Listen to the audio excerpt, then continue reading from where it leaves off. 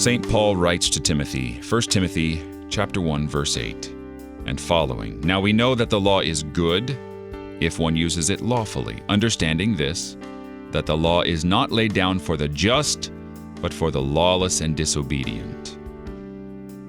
So if you keep the law in all points and never stumble, will you go to heaven? Absolutely not, for we have inherited from Adam something more terrible than breaking any of the commandments, original sin.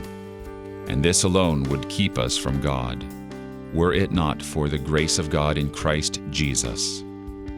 Now, the law has three uses.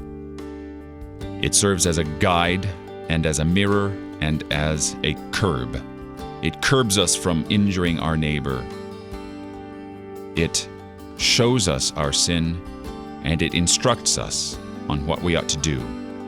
And yet, for all these commandments, the one fulfilling thing is love. So if you have been perfected in love, you keep the commandments.